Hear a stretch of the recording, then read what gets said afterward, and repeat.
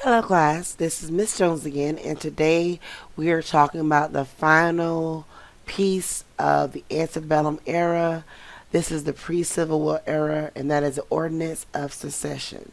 When South Carolina finds out that it's clear it's no other president coming into place besides Lincoln, and he is going to be inaugurated as the 16th president, the leaders of South Carolina carry through with their threat to secede. They get upset and they do a lot of things to make sure that what they promised they would do, which is leaving the Union, was going to happen. So what they do is what they always have done. Always, they have an assembly, they have a convention, and South Carolina legislature all came together to determine what their relationship was with the Union. They wanted to figure out, were we part of it? What are we going to be called? What are we going to be? So basically, the picture here says, let's talk dirty. And as in dirty, we mean the Union, because they really didn't want to be a part of it, because they felt like their rights were being violated by the federal government.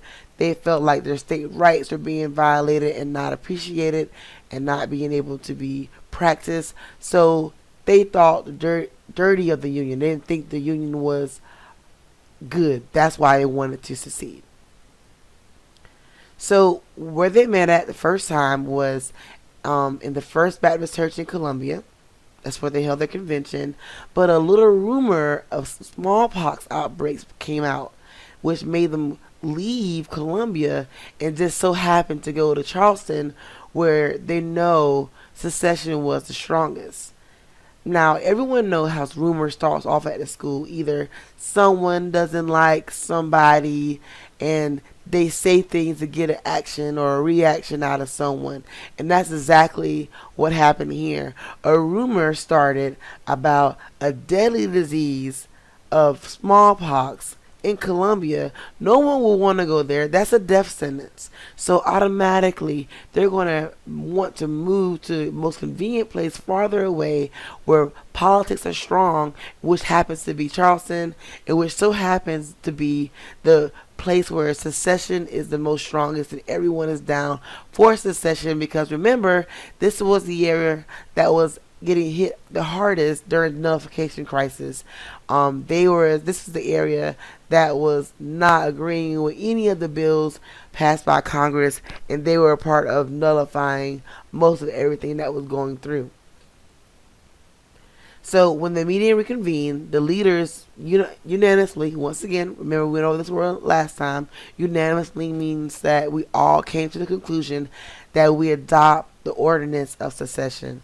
And the Ordinance of Secession is basically a letter writing to the Union formally stating, hey, we're no longer a part of the Union, we are seceding, we are leaving, and we are going to build our own confederacy. And remember that each southern state also had to write this, not just South Carolina. So basically, with this political statement, it said to the federal government that it shouldn't interfere with the decision making and freedoms of the individual states, basically their state rights. And down here in the picture, you can see the South Carolina saying, hey, don't interfere with our decisions. Our state rights is that we know that you guys are passing laws and we can nullify them, and we want to keep our peculiar institution of slavery. And then we have the Union start saying back to them, hey, don't you try to tell me what I can and can't do, because I'm the federal government. You guys are after me. It's the U.S. Constitution, and then it's the states. But South Carolina's not hearing it. They're saying, you don't interfere. You don't come in between our decisions with our state rights. Because Lincoln was a Republican and he opposed slavery in the territories, many Southerners assumed that the federal government would soon make slavery illegal. Now, what they didn't understand is that Lincoln was a free soiler. They didn't even give him a chance to be inaugurated as president before they seceded. Now, as a free soiler, we all know was that they agreed that slavery could stay in the territories where they were, but they were not for expanding it into the new territories. But Southerners saw this and was like, oh, we see that they're not allowing slavery in these territories, so we know we're going to make it illegal. And no slavery to them equals basically no free labor. Their whole lifestyle is going to be changed. Ending slavery for the South, in turn, would end their Southern wealth, the huge plantations, their wealthy way of life, the lavish eating, the parties, their political power, their political influence, their voices in Senate, their voices in the General Assembly, in the legislature.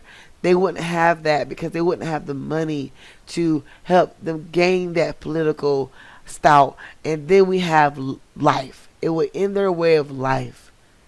They wouldn't have a home. They wouldn't have all the money to build a family with. Slavery would just change everything about them because it has been instilled for decades now. So, without even waiting for Lincoln to be inaugurated as president, he just got elected. That's it. He has not been sworn in. South Carolina and 6 other states, 6 plus 1 is 7, and so 7 southern states secede from the Union to protect their institution of slavery upon their life dependent.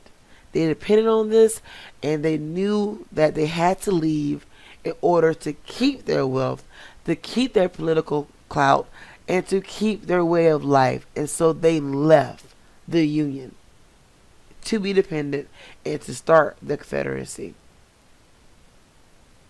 So let's review. I'm going to have you guys click on the link after this YouTube video so that you guys can watch the Hooked on a Feeling parody of The South Has Seceded.